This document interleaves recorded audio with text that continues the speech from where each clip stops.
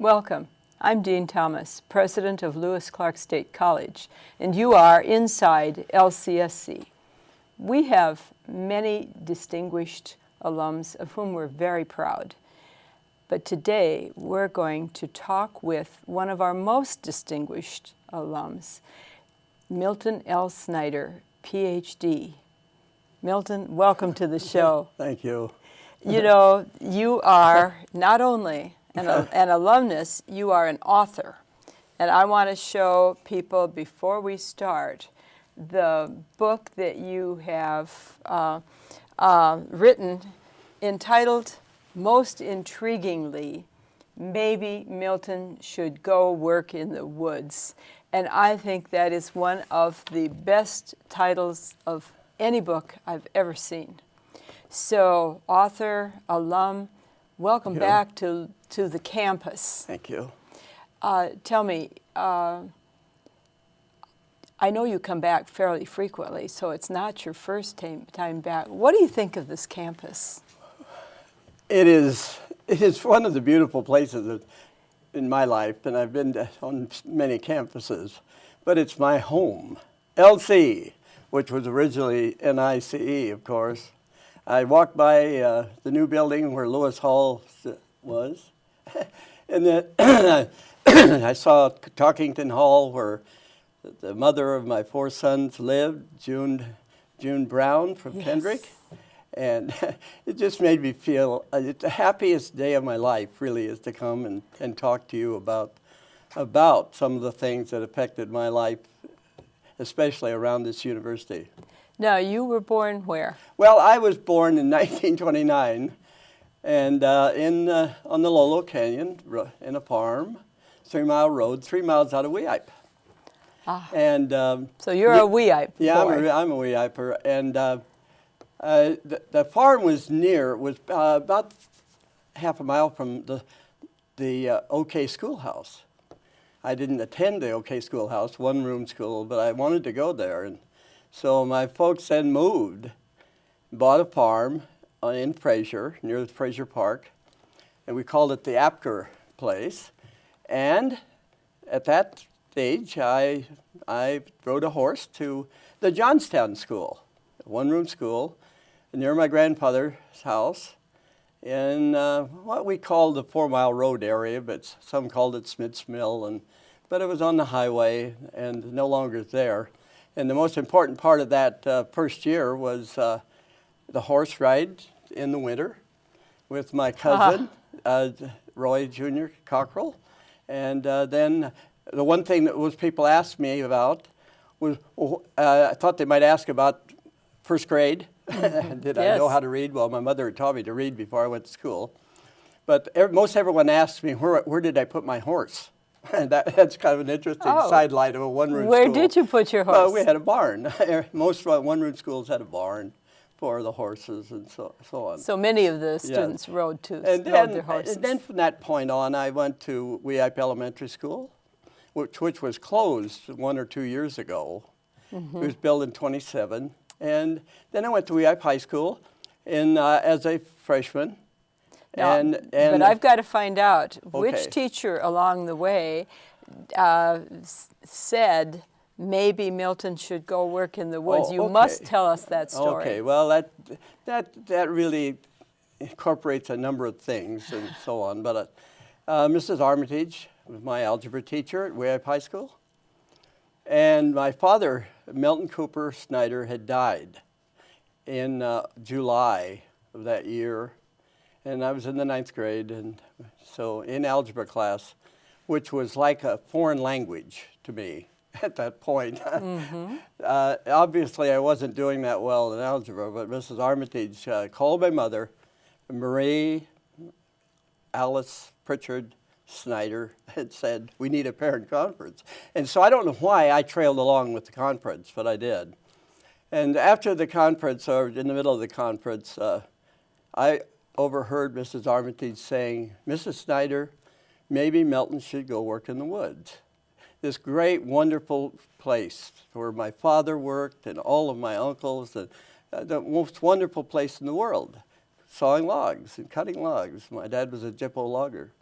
So we got into the book, and I decided what better to say in my book that my mother said, you're not going to work in the woods, because several men had been killed, and it was almost a security issue. But we were moving out of Weippe to Lewiston, and she said, you're going to go to school.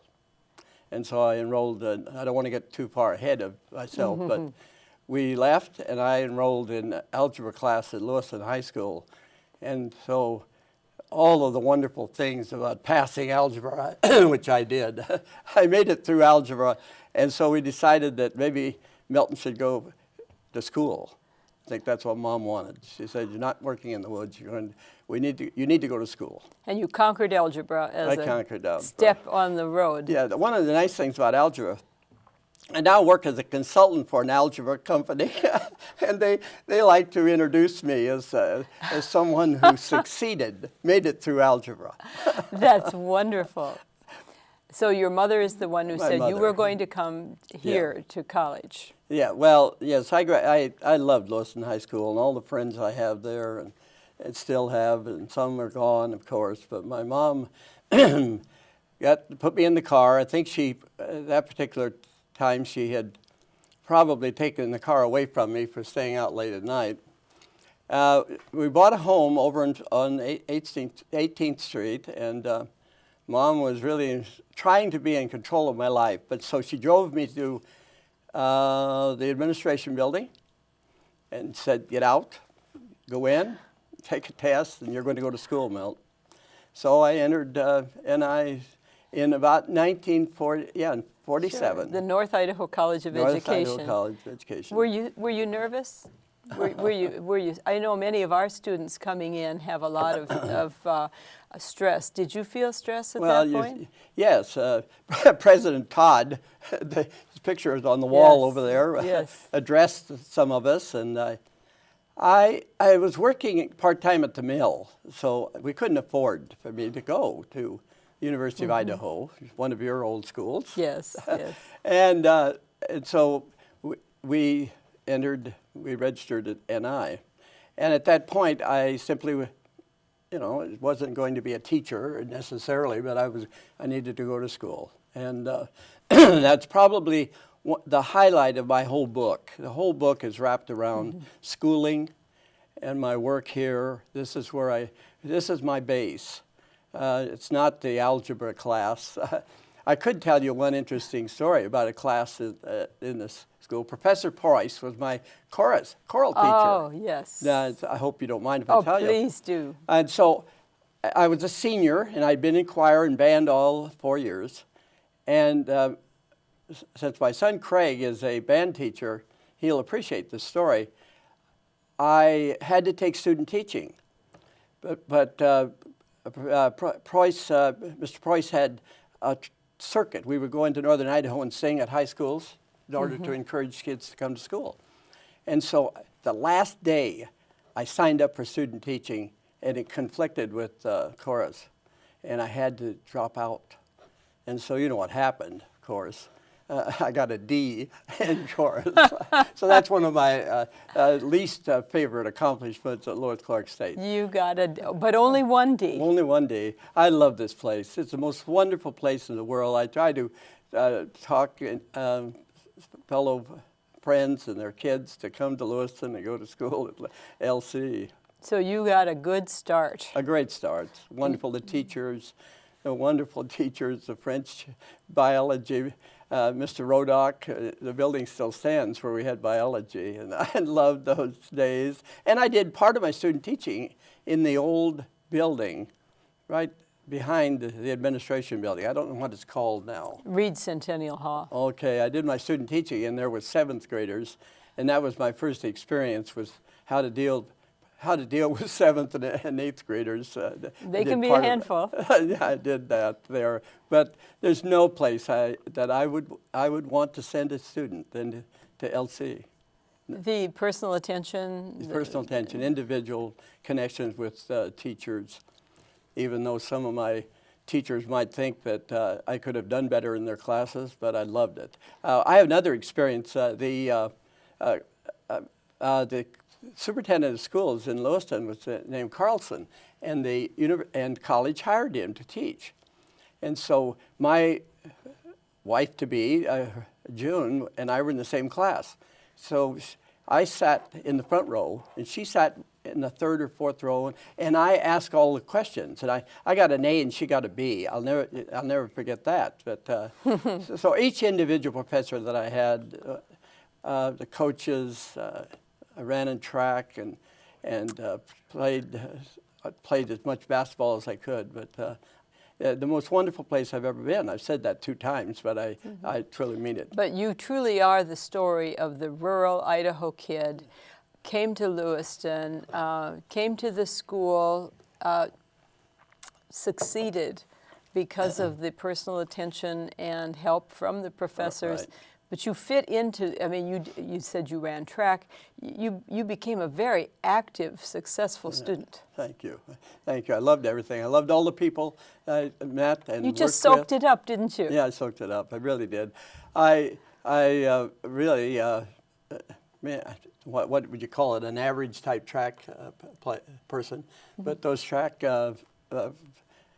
friends are still, many of them are still in Lewiston, and we know each other and we stayed together. Well, just to be an average track type person is a pretty good accomplishment. I need to, though, emphasize that Mom Marie is the one that did. She's behind your success. She did put me in. My dad had died early, and he was a Jippo logger, and I loved that. But my mom is the one that pushed me on and school. saw you succeed. Yes, right. So then you got your bachelor's degree from Lewis-Clark State College. What did you do then? Well, we that spring we were notified the National Guard. I was in the National Guard, and we were activated. And I went to Korea.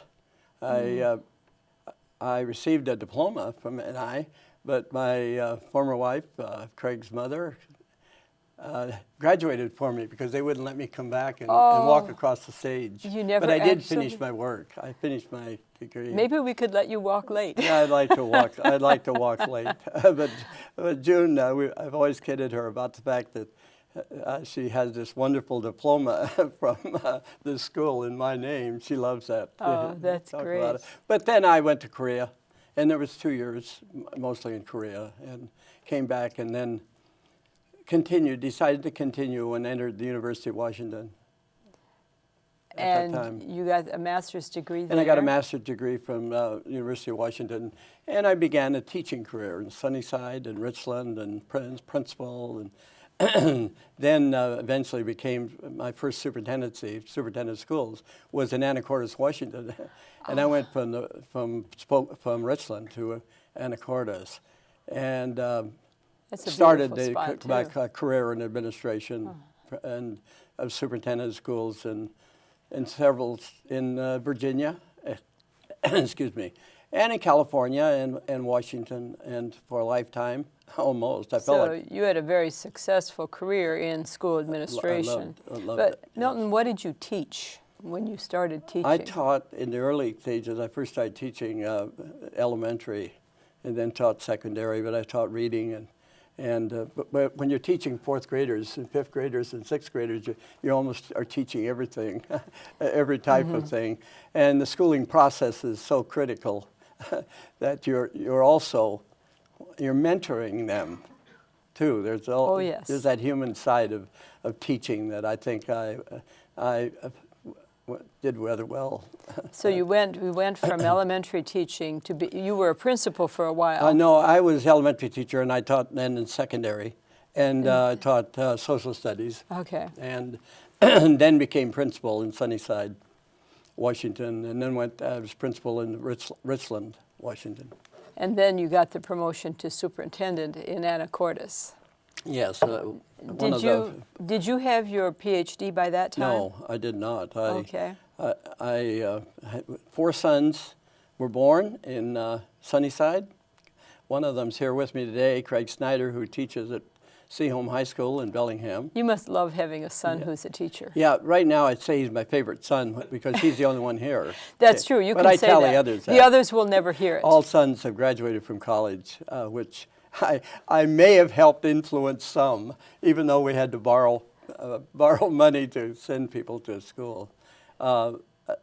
They had to pay some of it back. As a parent of 3 daughters, each of whom has a college degree, Right. I understand how important that is.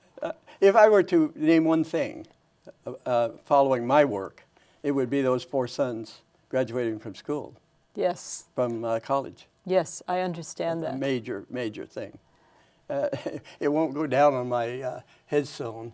But, Well, it could. You could it could be dictate your passed own on. headstone, and we could say, you know, proud father of 4 sons, all of whom graduated from college. Oh, by the way, I shouldn't have missed this. I did get some A's in at N.I.E. Oh, I don't So doubt it for a minute that you got a lot of A's. You would never have been accepted into first a master's program and then a Ph.D. program if you hadn't had many successes. I went to California at 40 years of age. I was offered a scholarship at United States International University to do administrative study. And so at 40 years of age, and thanks to the boy's mother, we headed south to San Diego, and I received a Ph.D. after 2 years. And that was just part of the plan. I felt that I needed to have that type of background in order to move to other things where I could affect learning, teaching and learning. So you were superintendent, then you entered the Ph.D. program. Yes. And then what did you do after the Ph.D. program? Well, then I was... Did your sons call you Dr. Dad? No, No. I don't remember that. Did you say you could start calling me Dr. Snyder now? Yeah, I should have. I should have, but they were saying, "Oh no, let's not hear that story from him again." You know how sons are. My favorite thing about having 4 sons is I have 4 daughters-in-law, and Sarah, who is going to Western Washington right now in graduate school. I can say that she's here. She's one of my favorite daughters-in-law too. Right, at the moment she certainly But is. no, I don't ever remember a son calling me Dr. Snyder. No. Yeah, I was told by a professor, my chairman said, now the day you receive this, you can take that title and go put it in the wastebasket. You don't need to have to tell people you have it. Other people will know it. That was an interesting part. No, I went to Virginia. I was appointed by the board in Prince William County, Virginia, and Manassas, Virginia. So now that was Manassas. That was public schools. No, I went, they're public schools, yes. Okay. A district maybe of 70,000 students now, maybe more. And we had a great time. Craig, one of the sons, graduated from Stonewall Jackson Senior High School in Manassas. And I have great, fond feelings about every place I served, including Prince William County, which we had tussles regarding budget decisions and so on. But we loved being in Manassas and the Virginia area, the Commonwealth. And then, if I could say I came back to the West. I came back as deputy superintendent in Oakland, California, in the city, and Dr. Ruth Love hired me. And it was my really big taste of an urban setting of diversity, and I learned a great deal under Ruth. And I also probably came back to the West Coast because I really felt that my sons should be in the West. You know, stay in the East and you stay there forever. And so that I thought about afterwards, but I came back to Oakland, and then I needed to come back to Washington State, and I was hired in the Federal Way School District as superintendent in Federal Way, Washington. So you have had a very successful career as school administrator, superintendent in a number of schools, but you've done a number of other things too. Well, yes, I think that one of the main things I would encourage students to do is to always be thinking ahead on what's the next stage of their life, what they're going to do next. And I don't believe in retirement. I don't like the word retire. So you're not retired? No, I'm not retired. I just simply don't like the word. Mm-hmm. Some people carry it on their car bumpers and they love it. But I decided to change professions, so I became a consultant, and I'm helping salespeople in the technology field, and we sell programs to schools and algebra. I have an algebra company right now and a strong reading program that, of course, if Superintendent Rapp would ever buy it, I'd sell her an algebra program tomorrow in Lewiston. Now, have you gone and talked to her about Oh, this? yeah, I'll go talk to her about it, yes. But this 20 years has probably been another stage of my life that I've really enjoyed. I really started in without a lot of knowledge in sales, but I've learned a great deal on how to help, how to consult with sales people who are dying out there, trying to get a sale. And then I've also been helpful. I've worked with about 35 companies in the 20 years since I left school administration. I also did one other thing. I did return to Virginia as the deputy exec for the American Association of School Administrators. Oh. And so I worked with them in Arlington, Virginia. The national level. Yeah, at the national level, and I did conventions and helped and took care of the many things, membership development and so on. And then came back and started the private world of sales, which is especially, excuse me, very interesting at this time of the world, a time where money is not that plentiful, So we have a challenge ahead of us to promote. We do. Schools are being hurt, budgets are being cut, as you know, and all you have to do is read the paper today about Idaho and Washington and Oregon. Yes, national level. Unfortunately true. But I think I've enjoyed the independent world of sales probably as much as I did the other level, because I've met so many fine people in it and been able to help people. I've also, in the meantime, encouraged people to go back to school. I would hope that I might be able to mention Please do. Snyder Gibbons, my wife Dolores, is the one that encouraged me to stay on the book. Really, she was instrumental in helping push me to keep on it. 15 years I worked on the book. And of course I want to thank Craig Snyder, who did a lot of the genealogy work in the book. But I also have a scholarship here at Lewis Clark State. Yes, you do, and thank you very much for that. I wish I had more money in it so I could provide more opportunity for students coming to LC. But the fact that you have a scholarship speaks to your sense of wanting to help the generations who are coming up at this time. And when I pass from this stage of the world, I would also like to have something. I'd like to donate something more to this university, to this college, in honor of all those students that are in Weep, Idaho, in Caldwell, Pierce. If they may not have the money, they may not have the prodding, they may want to go to work, to encourage them to go to school, come to school. Of course, they should come to LC. Yes. But I want them involved after high school and to move on to another stage of learning. Milton, you are such an incredible role model for the students who are here now and for the students who are in elementary and secondary school getting ready to move on up.